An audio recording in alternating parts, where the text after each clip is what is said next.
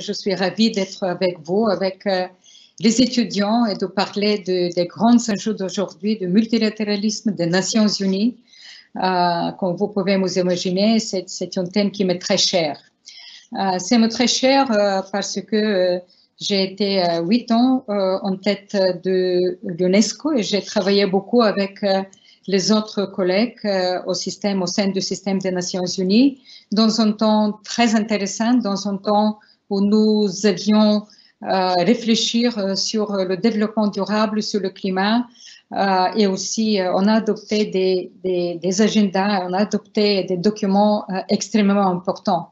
Et comme vous venez bien de le dire, aujourd'hui, en fait, on célèbre le 75e anniversaire des Nations Unies, très prochainement aussi de l'UNESCO, des autres agences.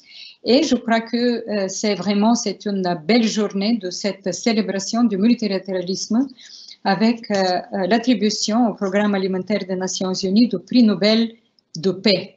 Et j'insiste ici qu'on parle de paix parce que les Nations Unies, tout d'abord, c'est une ambition pour la paix. C'est une ambition pour la paix après une guerre dévastatrice. On a adopté aussi les statuts des Nations Unies, la Charte des Nations Unies, et je crois que c'est important de tirer le bilan et de dire quels sont les acquis de cette organisation. Nous savons que le multilatéralisme aujourd'hui est sous la pression. Il y a aussi des forces qui préfèrent l'unilatéralisme, mais il faut voir les acquis et ce que les Nations Unies représentent aujourd'hui. Le 21 septembre à New York, cette année, à New York, il y avait une session spéciale de l'Assemblée générale des Nations Unies. On a adopté une résolution des Nations Unies et on a marqué, le secrétaire général, Antonio Guterres, le président de l'Assemblée générale des Nations Unies et l'ambassadeur Busquets et tous les autres intervenants ont souligné 3 aspects de l'importance des Nations Unies. Et j'insiste aussi de les rappeler. Tout d'abord, c'est la légitimité, parce qu'il n'y a aucune autre organisation mondiale qui a la légitimité, le pouvoir de rassemblement et l'impact normatif comme les Nations Unies. Et je dirais qu'aucune autre organisation mondiale nous donne l'espoir toujours à autant de personnes dans le monde entier.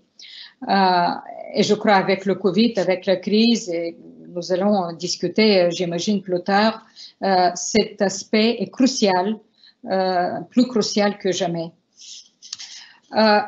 Comme j'ai dit, les réalisations historiques des Nations Unies sont importantes. Tout d'abord, on a évité une 3e guerre mondiale, on a signé de nombreux traités de paix, il y avait le processus de décolonisation, il y avait aussi l'évolution des normes relatives aux droits humains, la mise en place aussi d'un mécanisme pour les faire respecter. Il y avait en général, je dirais, tout le développement progressif du droit international. On a développé aussi un système de l'aide humanitaire qui était vital et toujours dans certains cas. On a éradiqué certaines maladies. Il y avait une réduction constante de la faim et aussi des pactes historiques pour la protection de la biodiversité, de l'environnement et maintenant, bien sûr, du climat.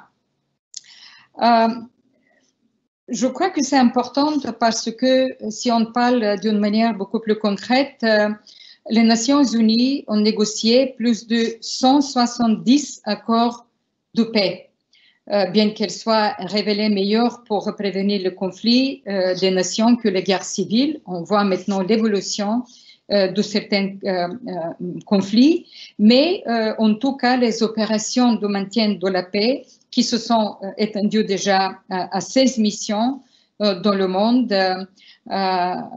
c'est important parce que d'une telle manière, on a sauvé aussi des centaines de milliers de vies grâce à cette action et grâce, bien évidemment, aussi à l'action humanitaire.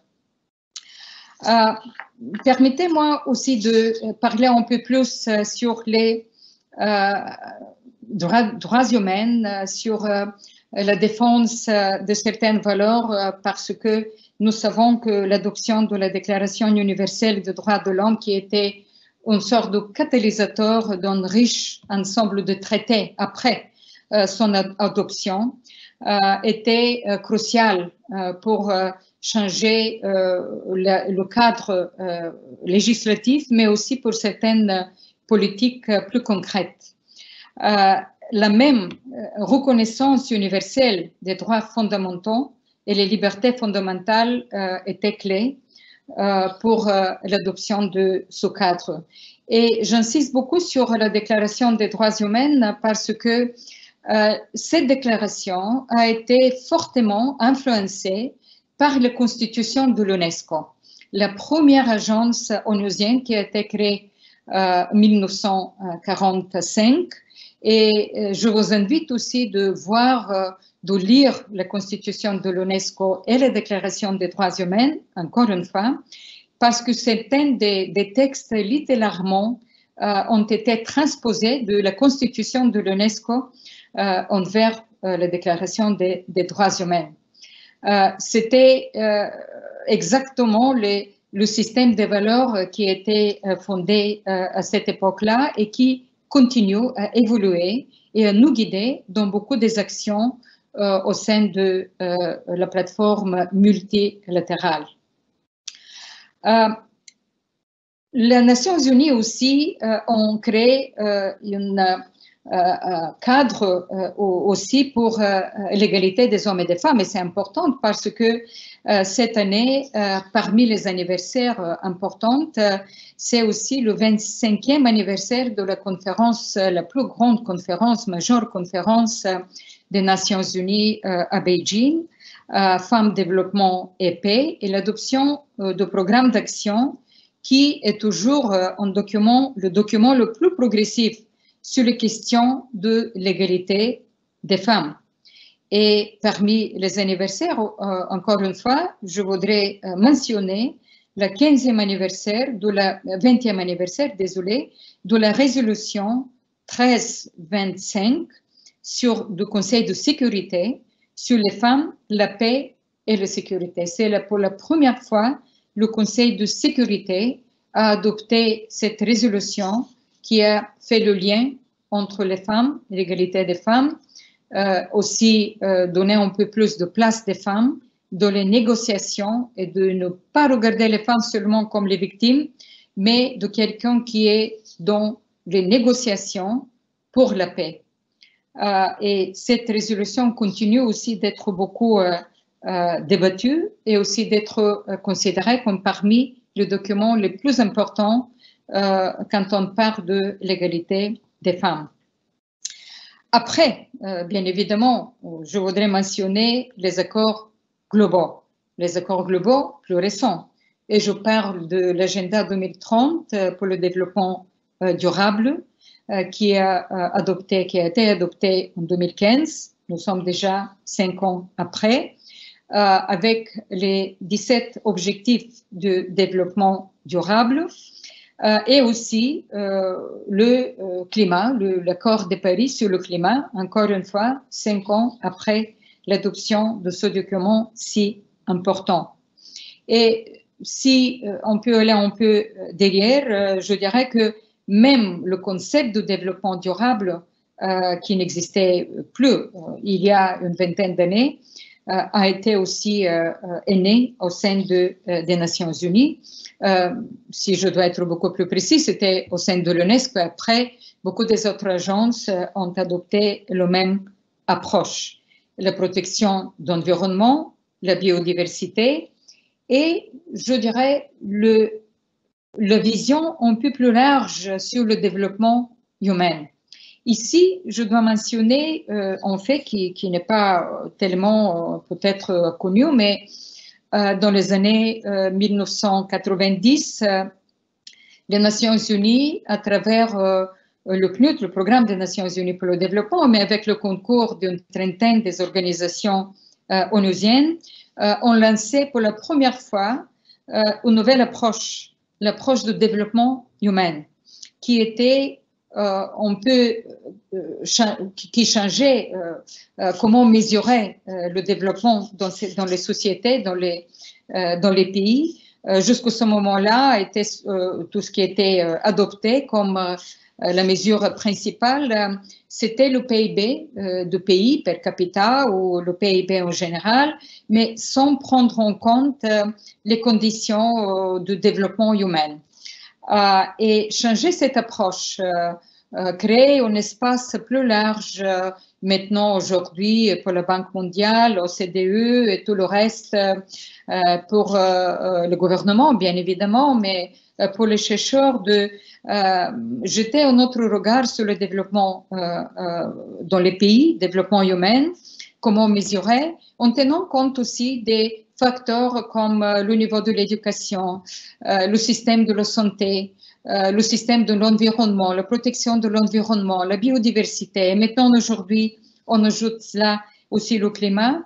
Ça représente, à mon avis, une transformation majeure dans le regard et dans l'approche vers le développement. Et ça aussi a beaucoup ajouté et aidé à l'acceptation de ce nouveau concept de développement durable.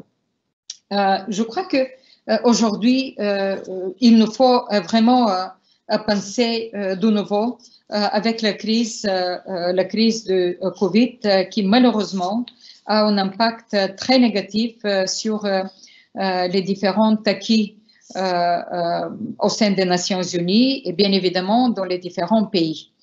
Il y a beaucoup de recherches. Aujourd'hui, on a fait beaucoup d'analyses sur les différents aspects, les conséquences négatives de Covid-19 dans le domaine de l'économie, dans le domaine du social, mais aussi l'éducation, la santé, je dirais l'agenda 2030 des Nations Unies. Et malheureusement, il faut reconnaître que cette pandémie nous a amené peut-être 25 ans derrière ces acquis. Dans le domaine de la pauvreté, la Banque mondiale, il y a quelques jours, a publié un rapport, une analyse en indiquant que peut-être il y aura 130 millions de gens qui vont encore une fois tomber dans la pauvreté, certains parmi eux dans l'extrême pauvreté. Nous savons que après le Covid, il y aura des enfants qui ne reviendront pas aux écoles. Nous savons que les inégalités généralement au sein des pays et aussi à travers le monde vont augmenter. Et je crois que dans la plupart des objectifs de développement durable, il y aura un impact négatif.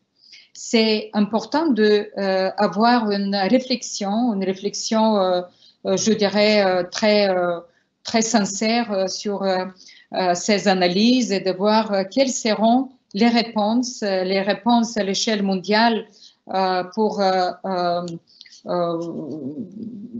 ne pas permettre à ces conséquences négatives perdurer et augmenter davantage les inégalités entre les différents pays et, comme je dis, au sein des pays. Alors, les Nations Unies, dans la résolution qui ont adopté l'Assemblée générale, ils ont mis 12 objectifs très importants. Je dirais juste citer certaines parmi eux qui me paraissent très importantes. C'est de revenir vers le fondement de l'agenda 2030 qui est nous laisserons personne de côté. Ça parle aussi de la pauvreté, ça parle aussi des égalités, de protéger la planète. Ils ont reconfirmé aussi leur engagement vers la protection de l'environnement et plus important, dans le cadre de l'accord de Paris, de promouvoir la paix et la prévention de conflits. Il y aura aussi un appel du secrétaire général des Nations Unies qui, finalement, après quelques difficultés, malheureusement, je le regrette énormément, il a lancé un appel vers la paix et l'arrêt des hostilités dans le conflit. Et le Conseil de sécurité a un peu tardé, mais finalement, ils ont adopté une résolution qui appelle à cet arrêt de conflit. Après, le respect du droit international et la justice, l'autre objectif, c'est d'attribuer une place centrale aux femmes et aux filles. Et je crois que c'est un objectif très important parce que beaucoup de ces analyses montrent que le Covid-19 avait un impact plus négatif envers les femmes et envers les filles. J'ai mentionné l'éducation et le fait qu'il aurait peut-être des millions d'enfants qui ne reviendront à l'école et la plupart d'entre eux sont des filles. Après, bien évidemment, c'est les inégalités.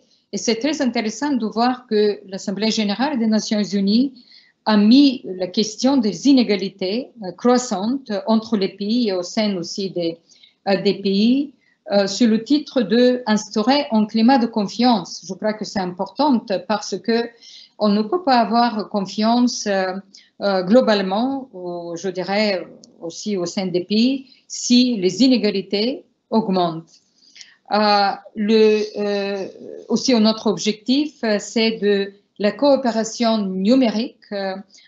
C'est une question importante et je signale aussi que c'est je dirais, un développement récent, mais les Nations unies commencent à regarder l'accès à l'Internet numérique comme un droit humain.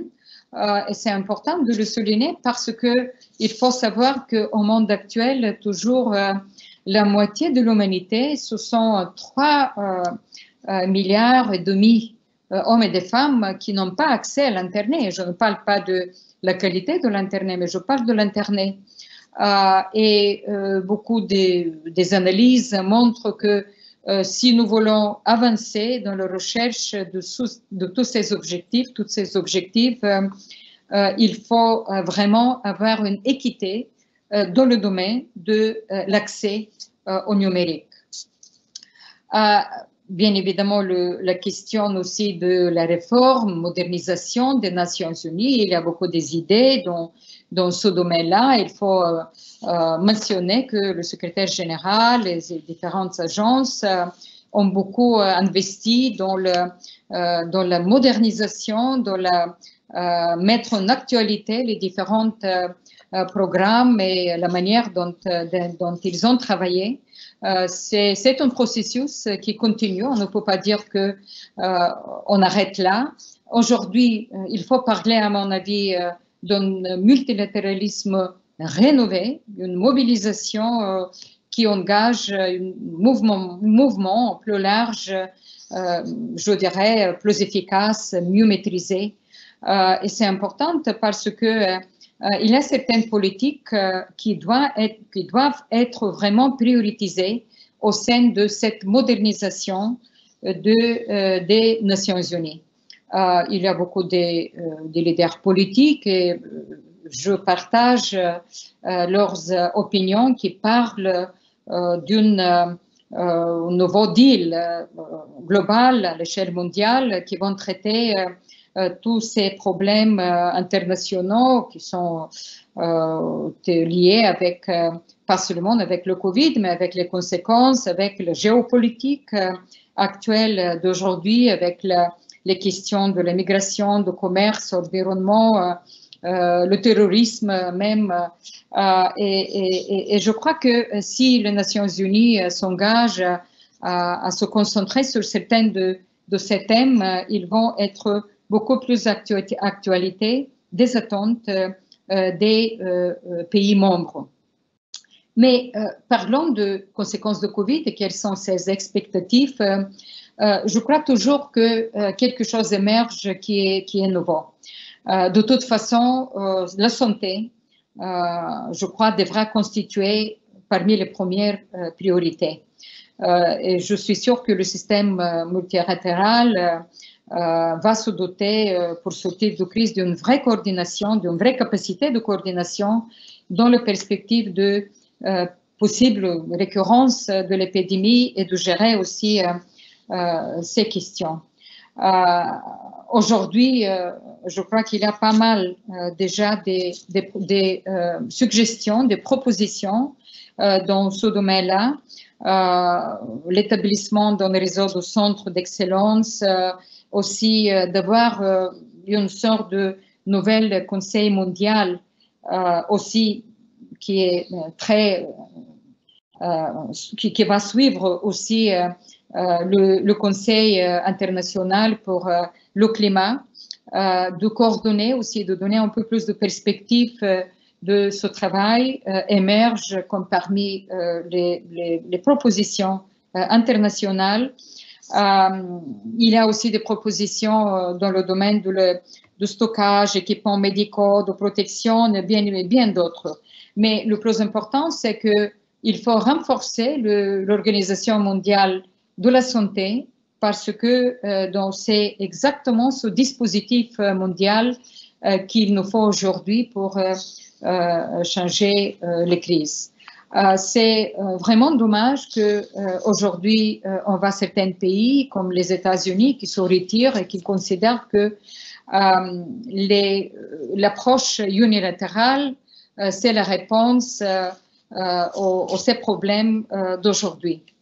Mais je crois que toute l'expérience qui existe, j'ai moi-même aussi l'expérience avec les États-Unis parce qu'après l'adoption en tant que membre en plein entière de l'UNESCO en 2011, les États-Unis, ils ont suspendu leur financement et finalement, ils se sont détachés de l'organisation, ils ont quitté maintenant l'organisation, ils ont quitté l'OMS, ils ont quitté le Conseil des droits de l'homme et je crois que cette approche unilatérale aujourd'hui, de toute façon, n'est pas la réponse.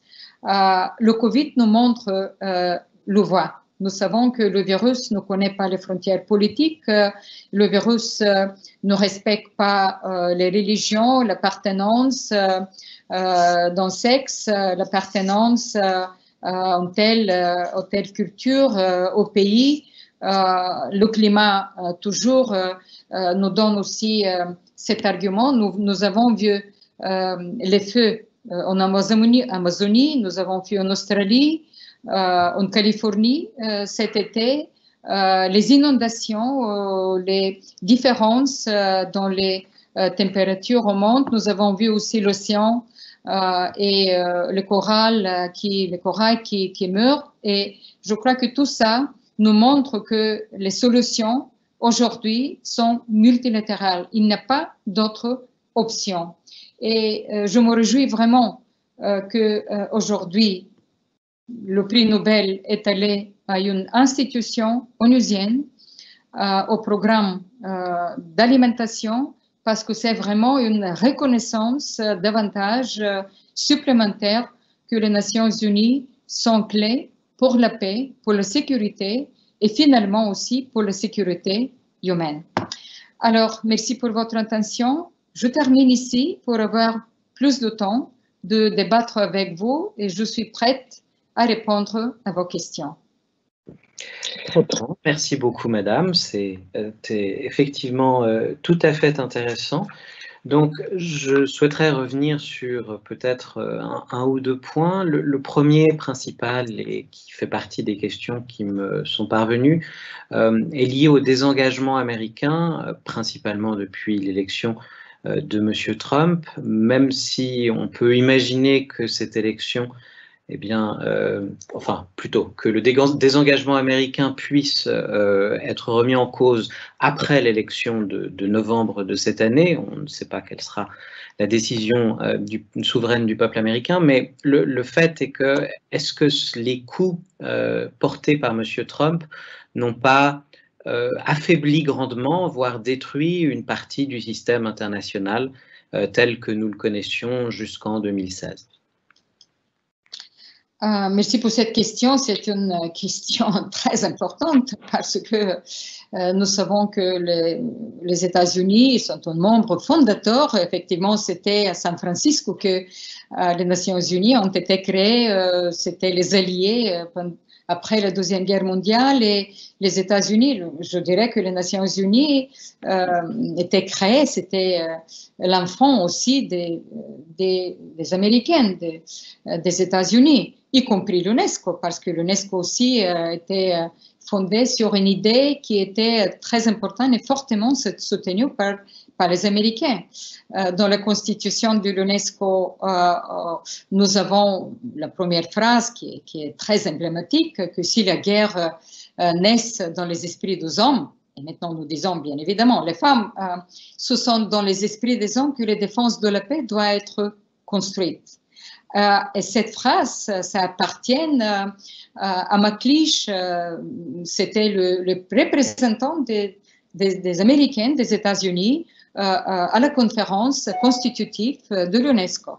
Et cette approche, après, avec le patrimoine mondial aussi, je dois dire que le concept de patrimoine mondial, qui était, bien évidemment, c'est un concept qui est né, émergé en Europe avec le riche patrimoine que les Européens possèdent, mais aussi les Américains. Il y avait Russell Train, il y avait à l'époque un Américain qui était passionné par l'environnement. C'était le fondateur de World Wildlife Fund, qui est maintenant parmi les organisations les plus grandes, mais il était aussi considéré, il a fortement poussé le président Nixon à l'époque de créer aussi, de soutenir la création d'un espace pour la protection des sites d'extraordinaire importance pour l'humanité. Alors, je mentionne tout ça pour dire que les Américains ont été vraiment très enthousiastes avec le leader politique, avec la création des Nations Unies. Mais il ne faut pas oublier que toujours dans l'esprit américain, il y avait ce côté unilatéral, que toujours au sein des Américains, il y avait le côté de l'isolationnisme et aussi du multilatéralisme. Il y avait des moments où ils ont été plus, comme pendant le président Obama, plus liés avec les Nations Unies, ils voulaient être plus impliqués. Et maintenant, je crois que l'autre œil de cette tendance, fortement, il a vaincu. Alors, si vous me demandez pour le futur, je dirais que peut-être, ça dépend des élections, bien évidemment, mais je crois que ce côté isolationniste toujours va exister dans l'esprit de la politique américaine, même au sein des démocrates, on va aussi avec tout ce qui se passe, le géopolitique changeant avec la Chine. Il y aura peut-être plus d'engagement, mais je ne dirais pas qu'il y aura un retour très très fort vers les temps anciens. Il y aura toujours cette, je dirais, duel entre le multilatéral et l'unilatéral au sein de la société américaine. Je vous remercie. À la fois au niveau donc des critiques qui ont pu être portées par la Maison-Blanche lors des 4 dernières années, mais on peut voir également certaines questions posées par nos étudiants qui se demandent si finalement le multilatéralisme est vraiment utile par rapport au bilatéralisme ou même à l'unilatéralisme, parce que dans le multilatéralisme, la longueur des débats apparaît souvent démesurée. Et par exemple, pour la question du Covid-19, est-ce que le temps de se mettre tous d'accord, il n'y a pas un risque d'échec dû à la multiplication des acteurs et derrière à un temps beaucoup trop long dans les délibérations? Qu'en pensez-vous?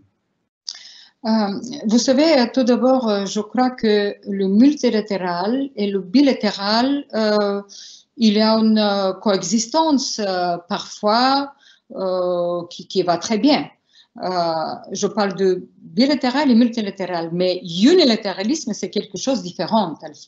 À mon avis, il faut faire une différence qui est opposée au multilatéralisme. Je suis d'accord que parfois, ça prend, c'est long, mais vous savez, la diplomatie, c'est long. La diplomatie, c'est complexe, c'est difficile, c'est pas évident que 183 pays membres des Nations Unies, ou à l'UNESCO, ce sont en de plus 195 pays qui se mettent d'accord sur un sujet. Ça prend du temps, mais si on est ensemble, universel, je crois que l'universalité est le plus importante, et c'est pourquoi il faut avoir les Américains dans cette plateforme. C'est l'universalité qui est la force des Nations Unies.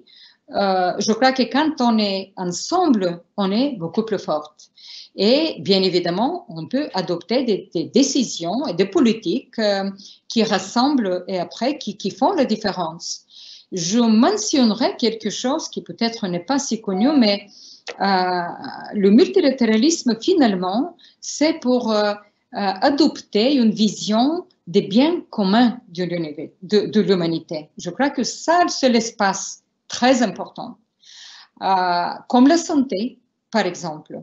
Et je mentionnerai que même dans les temps de la guerre froide, dans les années 60, quand il y avait les grandes campagnes de polio, les deux camps, le camp des soviétiques, les Américains, ils se sont mis d'accord pour travailler ensemble en Afrique pour éradiquer polio, et finalement, ils ont réussi. Ça veut dire que si on se rassemble autour d'une compréhension de biens communs de l'humanité, comme la santé, par exemple, la protection des enfants, on peut avancer d'une manière très forte.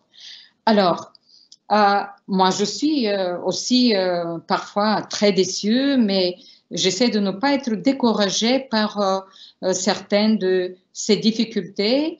Je crois que le Covid nous montre davantage d'une manière même beaucoup plus forte pourquoi c'est important d'avoir le multilatéralisme aujourd'hui, pourquoi le climat c'est un autre sujet. Et je crois qu'aujourd'hui, avec toutes les difficultés que nous devons, il faut que les Nations Unies et les pays membres se mettent d'accord sur certaines, peut-être pas toute l'agenda, je dirais, de développement durable, le reste, mais certaines priorités importantes, comme j'ai mentionné, c'est la santé, la pauvreté, les inégalités, le climat. Je crois que ce sont des espaces où nous pouvons nous rassembler autour d'une compréhension de ces biens communs de l'humanité. Et après les élections américaines, j'imagine que c'est ça exactement le mouvement, la dynamique des Nations Unies. Très bien, je vous remercie. Vous avez parlé du défi que représente là où le Covid, selon les gens qui en parlent.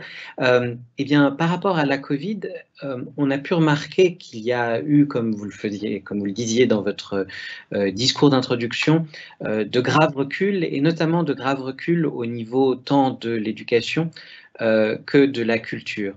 Et donc, avec votre expérience de l'UNESCO, comment est-ce qu'à votre avis, au niveau international, on peut encourager et promouvoir la culture et l'éducation quand on voit justement l'arrêt généralisé des possibilités culturelles dans la plupart des pays aujourd'hui? Vous avez raison que la Covid peut-être a mis, c'était comme, je dirais, comme un scanner. Il a scanné les systèmes, les sociétés, les défaillances de certains systèmes, et parmi eux, c'était bien évidemment aussi l'éducation. Je me réjouis que l'UNESCO aujourd'hui a fait beaucoup d'efforts aussi pour mettre en relief les difficultés et même a créé une coalition de l'éducation pour discuter et échanger des bonnes pratiques dans le domaine de l'éducation dans les temps de pandémie. Je crois que cette expérience a beaucoup aidé et va continuer à aider les différents pays et les différents acteurs aussi, comment continuer avec une éducation de qualité au temps des pandémies. On a fait des analyses. Je sais que les bureaux de l'UNESCO dans les différents pays soutiennent les systèmes éducatifs, les différents ministères. Il y a quelques jours, il y a 2 jours, il y avait la Journée internationale des enseignants et c'était une très bonne occasion de parler aussi de comment soutenir les enseignants parce que quand on parle de Covid, nous savons que ce sont bien évidemment les enfants, mais c'est tout le système. Ce sont des enseignants qui doivent être aussi soutenus, formés, éduqués parfois dans ce domaine. Et je crois aussi qu'il faut ajouter aussi le digital. L'UNESCO travaille depuis des années, je me souviens, il y a 10 ans, en 2010, moi j'étais toujours là, nous avons créé une commission spéciale sur le digital et on a lancé plusieurs rapports, analyses sur l'éducation et le digital et maintenant je vois que ce travail s'accélère. Alors, c'est plus large, bien évidemment, l'idée de l'éducation, les conséquences de Covid, parce que nous ne devons pas oublier que dans certains pays, pour les enfants d'aller aux écoles, ça veut dire aussi la nourriture.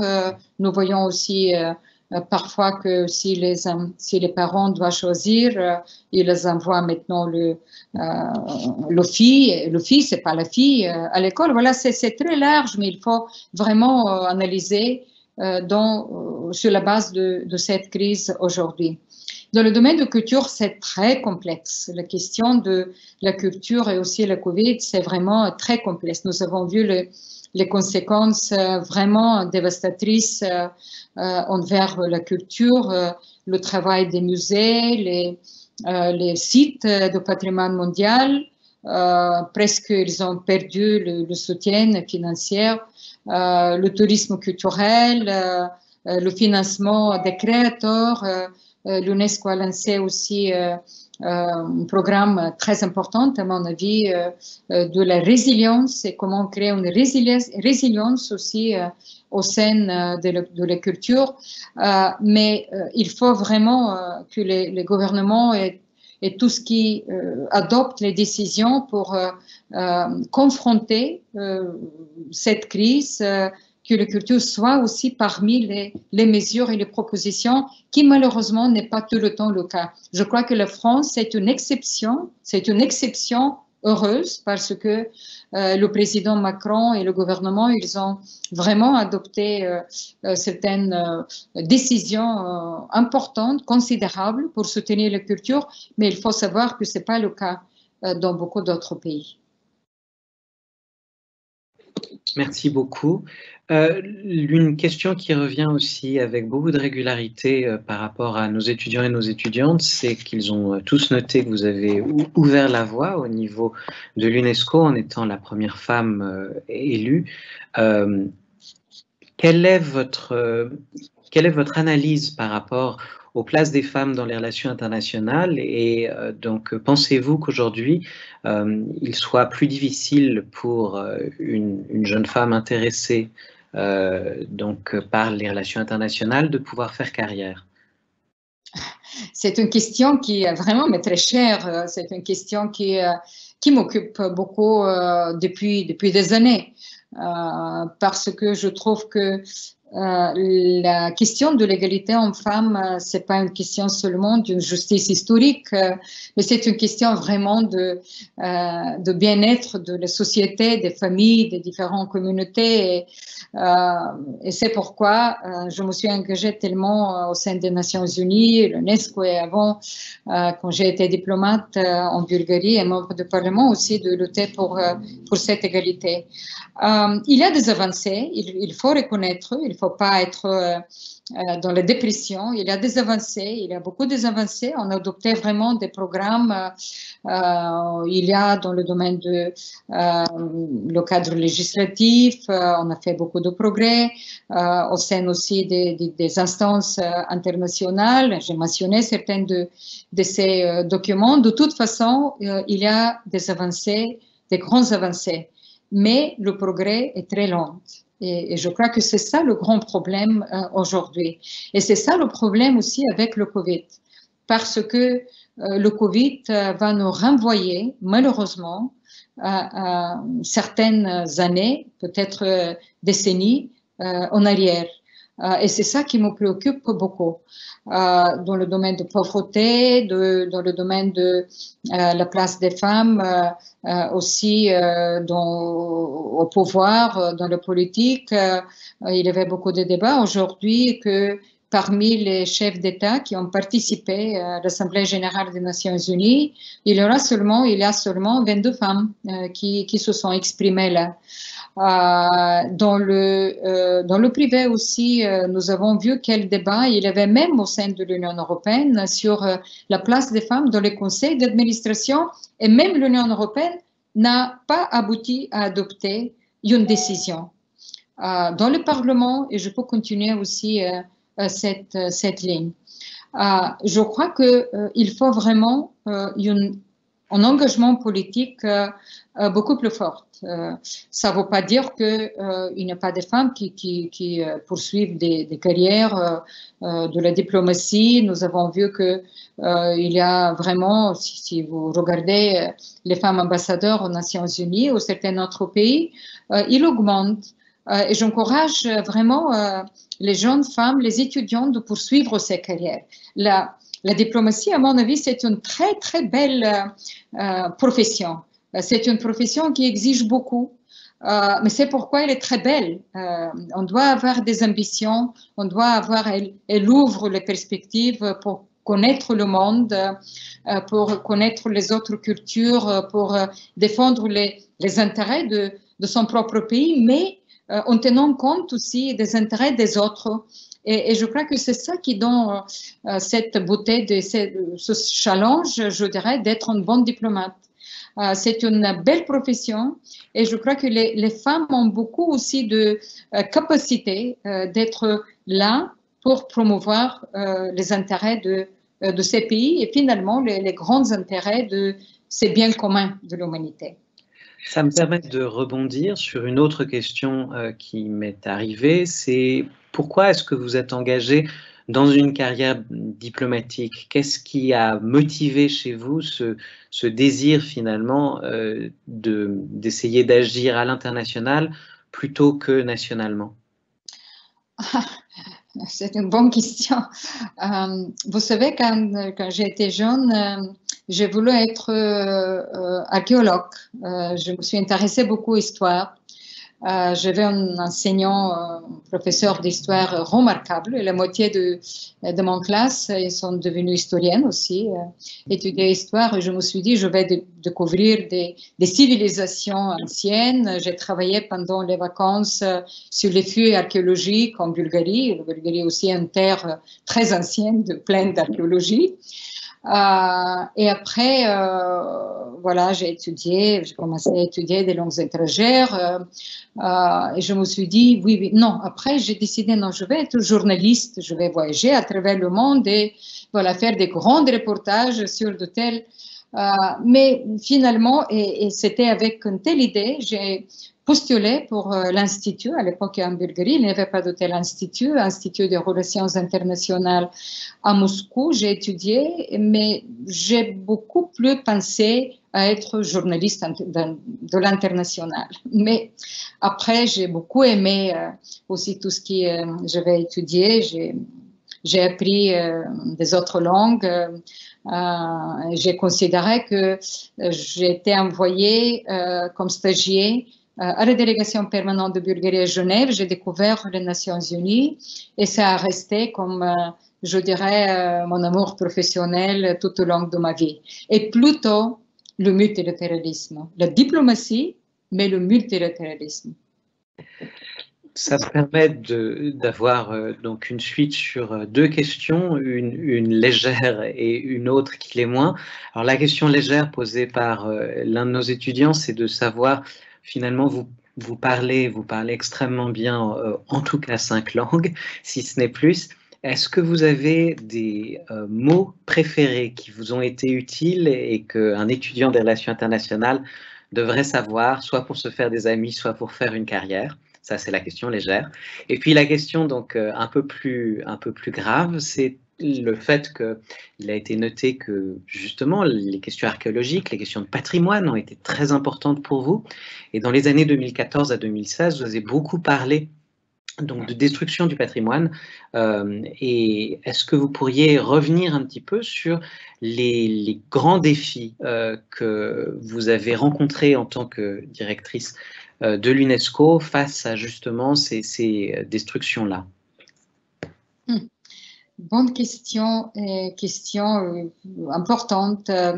La première question, le mot, peut-être c'est le mot partager.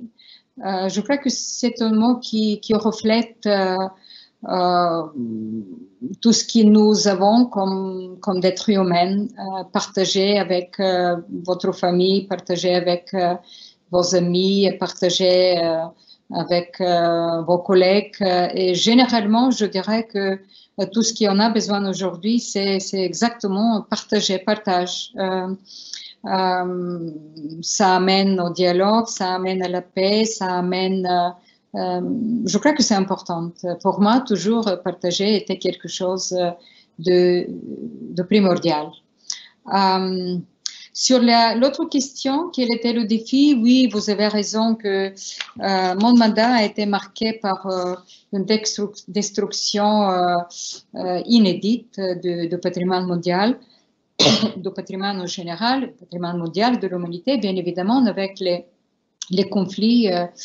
C'était au Mali, c'était 2012. Nous avons vu que les extrémistes, ils ont occupé le nord du Mali, ils ont détruit à Tombouctou les mausolées, les monuments, ils ont attaqué les mosquées parce qu'ils ne reflétaient pas leur vision. Ils voulaient vraiment instaurer une vision du monde dictatoriale qui ne reflétait pas, qui ne respectait pas l'histoire de ce pays. Je dirais l'identité de ce pays. Après, c'était la Syrie, l'Irak, la destruction de Palmyre, d'Alep, de Nimrud, ce qui était le berceau de la civilisation humaine en Irak, aussi en Syrie. Et il y avait beaucoup de débats chez nous, comment agir, à part du fait que je me suis rendue 2 fois en Irak, je suis allée au camp de réfugiés, j'ai rencontré les minorités en Irak, je suis allée parler avec les autorités, visiter le musée de l'Irak. Et je crois que la question, pour la première fois, quand j'ai vu que les questions, par mon expérience, je savais théoriquement, mais par mon expérience, que les questions de la protection du patrimoine et les identités sont tellement liées, il ne faut pas les séparer, c'était au Mali. Parce que, après que les extrémistes ont été repoussés par les forces de coalition dirigées par la France, et le président à l'époque français, M. Hollande, m'a invité de l'accompagner. On est allés ensemble à Tombouctou et j'ai vu combien, j'ai rencontré les communautés et j'ai vu combien c'est important pour eux. Et j'ai promis que on va les reconstruire. Et je me suis rendue 2 années plus tard de lancer la reconstruction de ces mausolées. J'ai rencontré les communautés et j'avais l'impression que je redonne l'identité à ces gens-là. C'était très émouvant. Et je dois dire que, comme vous pouvez vous imaginer, comme directrice générale de l'UNESCO, j'avais beaucoup des prix, des décorations, mais parmi ce qui m'est très cher aujourd'hui, c'est qu'ils m'ont déclaré citoyen honoraire de Tombouctou. Je crois que c'était quelque chose qui vraiment me touche toujours parce que c'est ce lien entre patrimoine et l'identité, les gens, qui est tellement importante et c'était difficile de passer le message qu'il ne faut pas choisir défendre les gens ou le patrimoine, il faut défendre les deux. Et c'est pourquoi je suis fière qu'en 2017, déjà, le Conseil de sécurité a adopté une résolution proposée par la France et l'Italie, et je suis très reconnaissante à la France et l'Italie, qui, en mars 2017, qui reconnaît pour la première fois le lien entre la protection du patrimoine, la paix et la sécurité. Je crois que c'était vraiment une résolution historique qui a ouvert une nouvelle perspective pour la protection du patrimoine et l'importance pour le monde entier, pour cette diversité et pour comment vivre ensemble. Merci de votre réponse.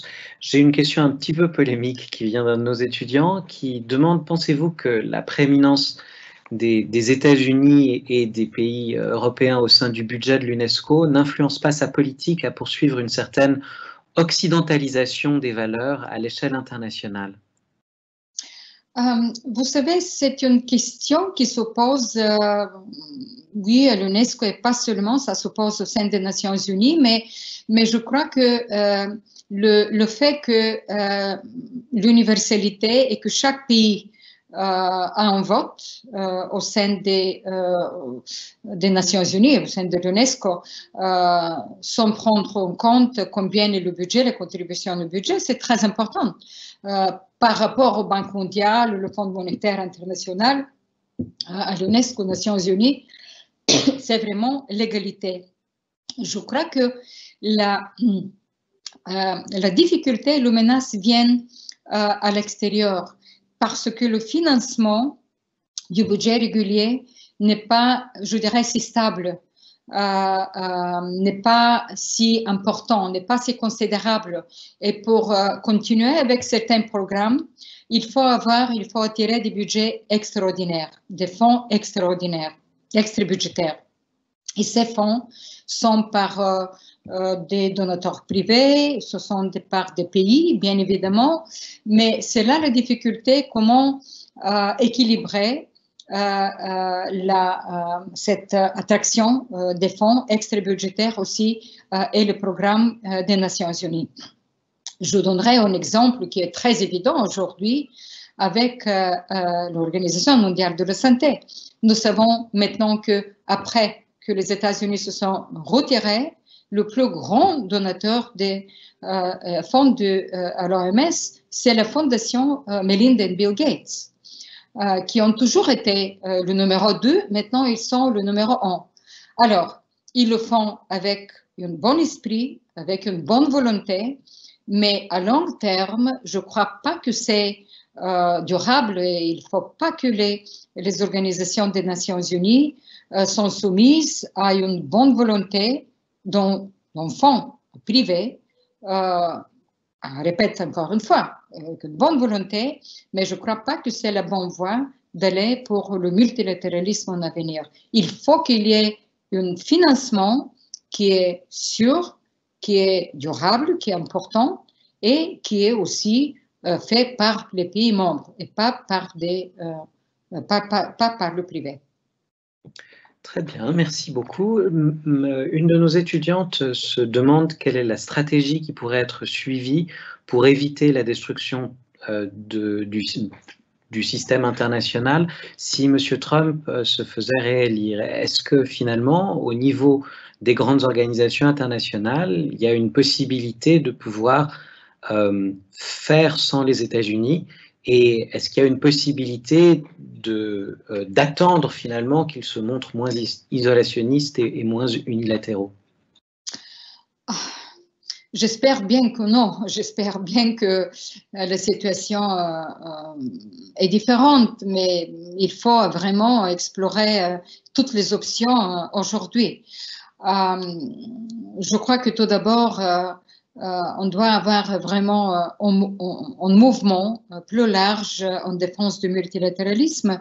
Et quand je dis mouvement, et pas seulement, je mentionne pas seulement le gouvernement, le mouvement des gouvernements, parce que aujourd'hui, la politique internationale se fait un peu différemment. Il y a bien évidemment le gouvernement, mais les acteurs sont plus divers. Je parle on a mentionné les grands fonds, les grandes ONG, j'élargis un peu large, qui aussi travaillent. Il y a des réseaux, il y a des municipalités, il y a des maires qui travaillent, qui font une différence aussi dans plusieurs domaines importants. Il y a aussi le secteur privé qui de plus en plus est engagé pour, encore une fois, le climat ou le développement durable. Et je donnerai aussi l'exemple avec les États-Unis. Nous savons que dans un pays décentralisé comme les États-Unis, il y a des États déjà qui ont embrassé, qui ont adopté les ambitions de climat et indépendamment de gouvernement, malgré le fait que M. Trump, comme président, a déclaré que les États-Unis se retirent, ils ont déclaré qu'ils vont continuer à travailler. Il y a aussi le privé.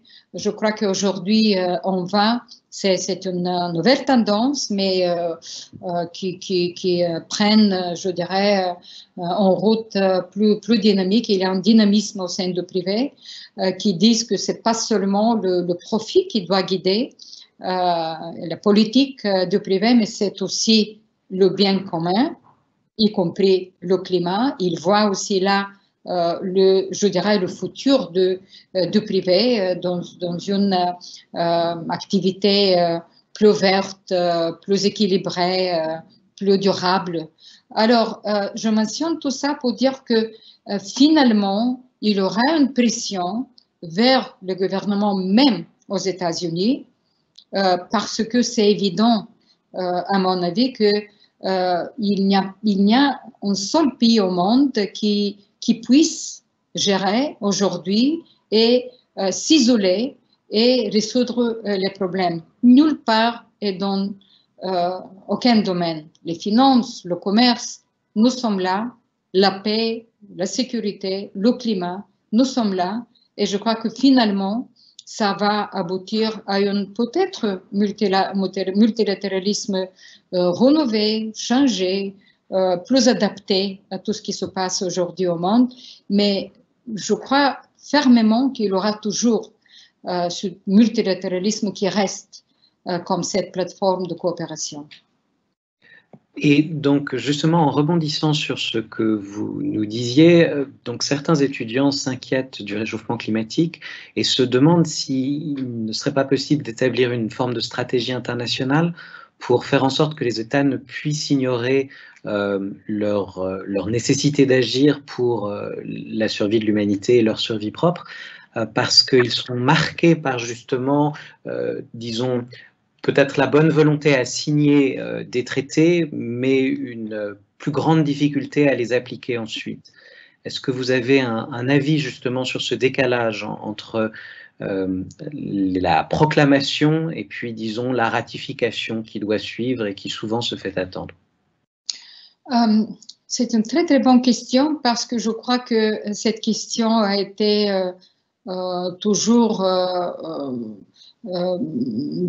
beaucoup discuté, même lors de la conférence ici à Paris, mais bien avant, parce que la question de l'équilibre entre le développement d'un pays et l'engagement envers le climat était sur la table. Vous vous souvenez qu'il y avait beaucoup de pays à l'époque, comme l'Inde, la Chine, c'était un autre qui disait, pas seulement, mais il y avait aussi beaucoup de pays en développement qui disaient que cette approche est plus européenne au nord pour stopper le développement des pays du Sud. Je crois qu'on a dépassé déjà cet argument.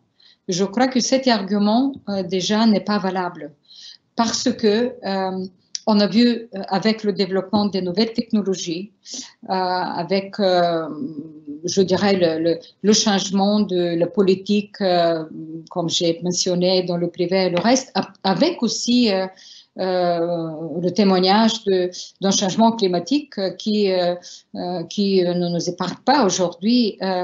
On commence à changer et on est déjà entré dans une nouvelle dynamique.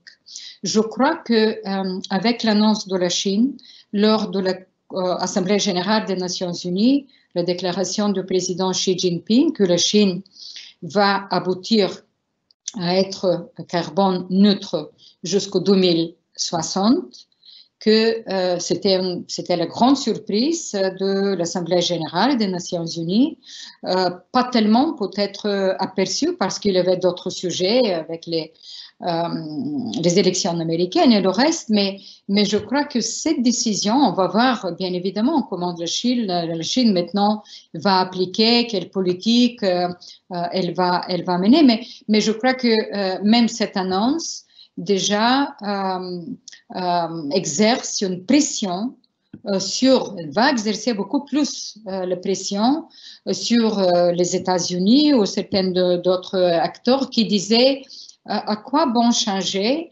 parce que de toute façon la Chine est le plus grand émetteur, 28% des émissions, c'est la Chine. De toute façon, ils ne se sont pas engagés tellement, il ne faut pas faire un effort pour nous. Je crois que maintenant, ça change aussi la dynamique et de tel... aussi avec l'Union européenne, tout ce que l'Union européenne a proposé, comme le deal verte, maintenant la nouvelle politique. Alors, je crois que nous sommes déjà dans une autre dynamique et nous allons voir aussi comment avancer, prendre en compte, bien évidemment, les questions des inégalités, les questions de les gens qui doivent s'adapter, soutenir et tout ça. Mais à mon avis, c'est une nouvelle dynamique et c'est tout récent, cette nouvelle dynamique. À ce propos, j'ai la question de quelques étudiants qui se demandent plusieurs choses. La première chose, c'est qu'ils disent vous avez été et êtes vraisemblablement encore donc une femme très engagée à gauche. Votre action politique finalement est une action politique remarquable de démocrates, de personnes qui croient en la démocratie et en la représentation populaire. Or, on peut voir aujourd'hui la montée des populismes d'une part, et puis une certaine défaite de la gauche un peu partout.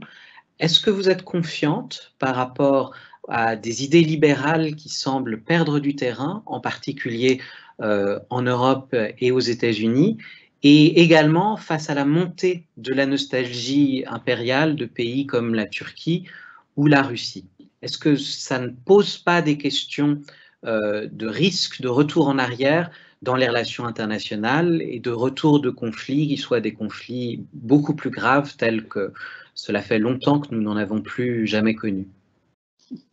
C'est une question, vraiment, c'est la vraie question.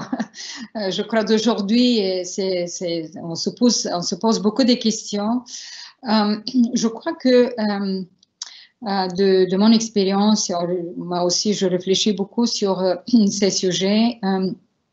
On parle beaucoup des avancées, tout ce qui est la mondialisation, la globalisation, l'échange, l'ouverture apportée au monde. Et il faut reconnaître des millions de gens, des milliards, peut-être sont sortis de la pauvreté. Il y a aussi beaucoup plus rapprochement, il y a des avancées dans les technologies, nouvelles technologies qui sont là, et le fait que nous avons maintenant cette grande agenda des Nations Unies sur le développement durable, on est le témoin. La pauvreté a diminué.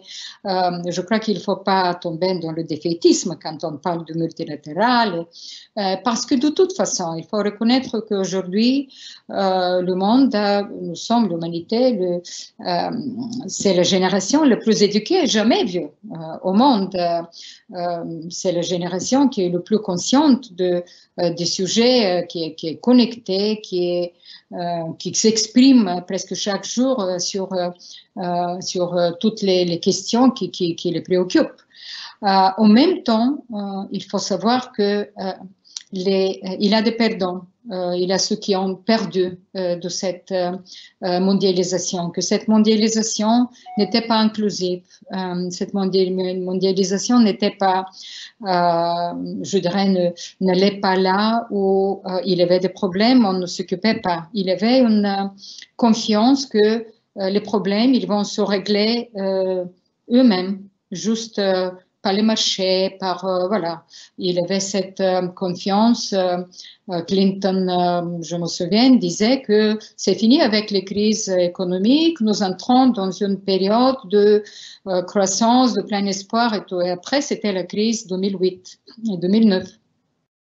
Et je crois que les conséquences aujourd'hui de cette crise 2008-2009, c'est exactement l'émergence de ces politiques de populisme, voilà, qui rejettent le libéralisme, certains droits, qui considèrent que voilà, on va avancer, faire un pas arrière, nous serons beaucoup mieux.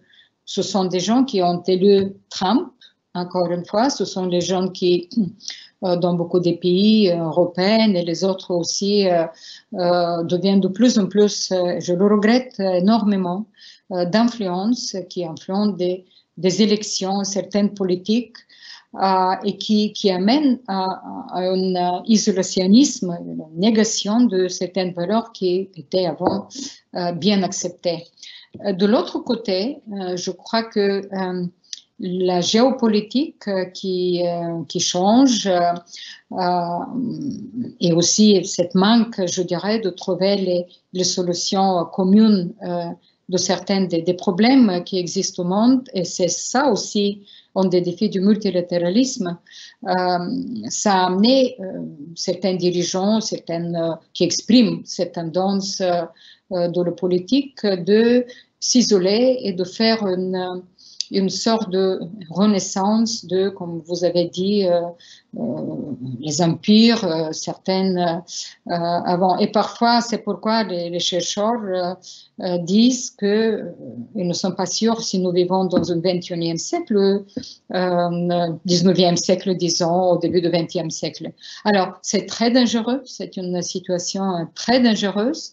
Il faut, à mon avis, encore une fois regarder et mettre les questions des inégalités, des opportunités. Je crois que la question des opportunités pour la majorité je dirais, de la population de chaque pays doit être sur la liste des hommes et des femmes politiques, parce que sinon, la COVID-19 menace d'augmenter ces inégalités et d'amener un peu plus même des politiques populistes. Face à cela, on parle beaucoup de la complexité des processus de décision dans les organisations internationales, et en particulier, donc certains de nos étudiants font remarquer la difficulté qu'il y a pour le grand public de comprendre quelles sont les formes de puissance que peuvent avoir les associations internationales, parce que soit elles apparaissent comme finalement des machines à brasser du papier, soit sinon elles apparaissent comme une sorte de main qui oblige les populations à aller dans une direction qu'elles ne veulent pas. Est-ce que vous pensez que cette double impression négative, donc d'inefficacité d'une part ou bien de surpuissance d'autre part, est liée à une mauvaise volonté des politiques, un manque de pédagogie des médias ou peut-être un manque d'éducation de la part du grand public? Vous savez, je crois que c'est vrai que parfois c'est difficile pour le grand public de comprendre certains processus, négociations, ce qui est les petits, comme nous disons, les petites phrases, ce qui est derrière ça. Et de toute façon, la communication reste comme quelque chose de très important.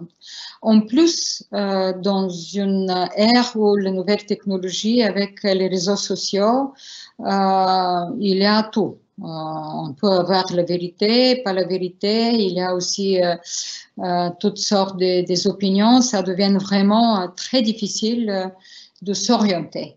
Faire de la politique aujourd'hui est différent avec les nouvelles technologies. Il faut de toute façon avoir une meilleure communication. En même temps, je crois que la transmission de ces politiques, parfois le rôle des médias, le rôle des ONG, des activismes civiques, à mon avis, devient de plus en plus important. J'ai été invitée très récemment de joindre le conseil d'administration d'une ONG française très intéressante, Open Diplomacy, qui travaille, qui a commencé avec les G20 et la jeunesse, qui travaille plutôt avec les jeunes, de communiquer et de voir comment transmettre les débats, les décisions importantes de G20 vers la jeunesse, de créer aussi des différents réseaux. Et si je comprends bien, cette ambition, maintenant, ce n'est pas seulement le G20, mais plus large. Et il organise beaucoup de débats, beaucoup de rassemblements ici en France et aussi d'ailleurs. Je crois qu'il nous faut beaucoup plus que ça, de comprendre certains des enjeux. Et aussi, je suis tout à fait d'accord aussi que parfois, c'est très facile pour les hommes et les femmes politiques de transférer la responsabilité de certains dossiers. Nous le voyons avec l'Union européenne, plutôt pas tellement les Nations Unies, de dire, voilà, c'est Bruxelles qui nous pousse de faire telle ou telle chose. Je crois que Brexit est parmi les meilleurs exemples d'un tel rôle négatif des médias et aussi de certaines politiciennes, approches politiques, on peut, je dirais, manipuler l'opinion publique sur le rôle de Bruxelles d'une telle ou telle décision. Alors, je reconnais le problème, je n'ai pas les réponses exactes, mais de toute façon, il faut une meilleure communication. Très bien. Et par rapport à cela, est-ce que vous auriez des conseils à donner à des étudiants qui veulent travailler dans les relations internationales et à partir de là aussi, si possible, à leur niveau, les améliorer? Moi, j'encourage beaucoup. Moi, je dirais, allez-y, c'est la carrière, la plus belle carrière, comme je dis, ce sont des instances internationales. Je crois qu'il faut vraiment avoir l'ambition de embrasser le monde, de comprendre les autres, de trouver, je dirais, un espace aussi de diplomatie qui est beaucoup plus large, qui est beaucoup plus diverse, qui est beaucoup plus multiforme, je dirais. Mais il nous faut aujourd'hui vraiment des jeunes diplomates, et pas seulement, je dirais, diplomates dans le sens strict de ce mot, parce que Nations Unies, c'est large, c'est la diplomatie, mais c'est beaucoup plus large que une diplomatie étroite.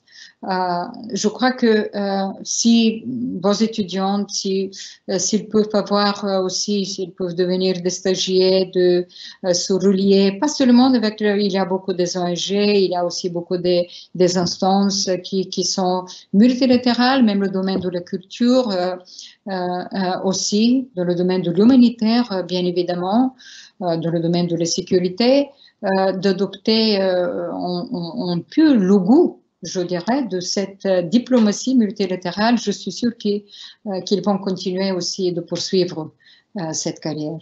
Et alors concrètement, est-ce que vous auriez trois ouvrages qui vous semblent absolument indispensables, ou 3 films, ou finalement 3 choses sur lesquelles ils pourraient immédiatement se jeter pour mieux comprendre et améliorer, approfondir déjà leurs connaissances? Y a-t-il des classiques finalement pour vous?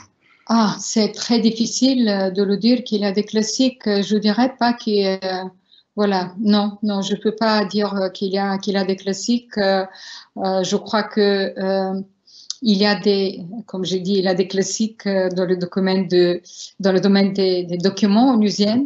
Je crois que ce sont vraiment des indispensable pour un tel futur.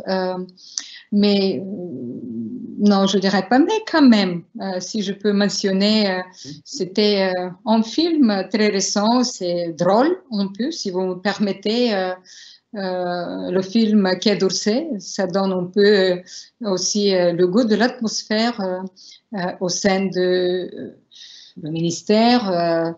Je crois qu'on fait allusion d'une problématique importante pour le Conseil de sécurité, c'est la guerre en Irak et comment on peut résister aussi, on peut poursuivre avec confiance une politique qui peut-être n'est pas politiquement correcte dans le moment, mais qui est la vraie, la correcte, et c'est ça qu'il faut.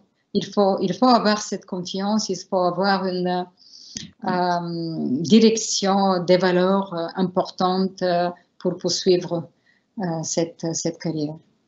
Très bien, c'est un film de Tavernier, de Bertrand Tavernier avec Thierry Lhermitte, et puis au départ c'est donc une bande dessinée de Monsieur Baudry avec des dessins de Monsieur Blin. Je pense que nous l'avons d'ailleurs dans la bibliothèque de l'Hilléry, donc c'est tout à fait possible pour les étudiants. Je dirais c'est drôle, mais autour de ça, on peut construire certaines idées. Très bien.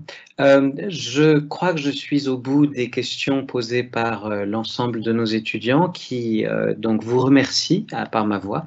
Je souhaiterais savoir si,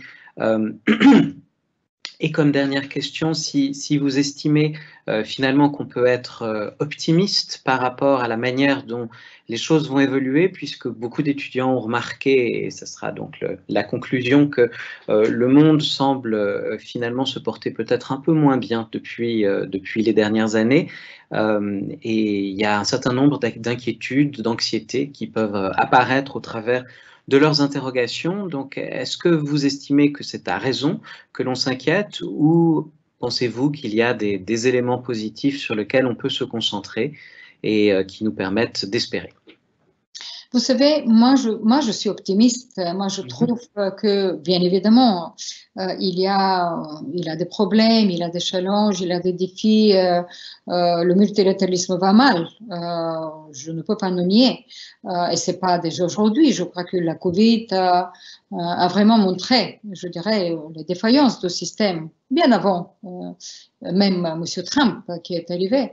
Mais je suis optimiste parce que je pense que il y a une confiance large. J'ai vu récemment, il y avait un sondage de l'opinion publique mondiale sur le multilatéralisme des Nations Unies, et là, 2/3 des gens avaient confiance et considéraient que c'est ça la plateforme, et c'est ça dont on doit discuter et trouver les solutions aux problèmes mondiaux.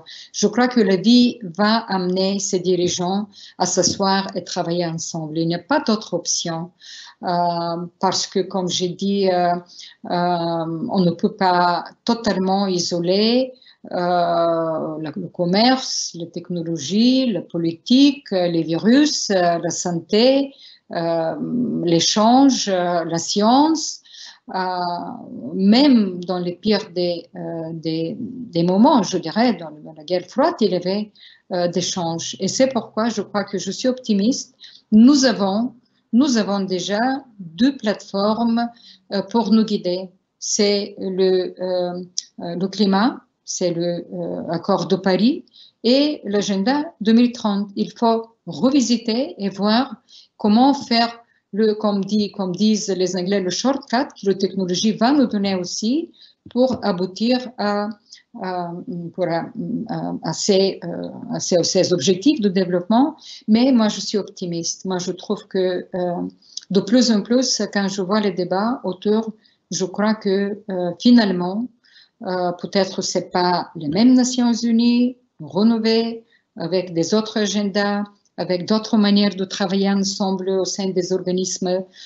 Il faut changer de toute façon, il faut s'adapter. cette organisation créée il y a 75 ans, les règles peut-être ne sont pas valables aujourd'hui, mais l'esprit est là. Et ce qui est le plus important, c'est travailler ensemble. C'est ça que, à mon avis, ça va rester.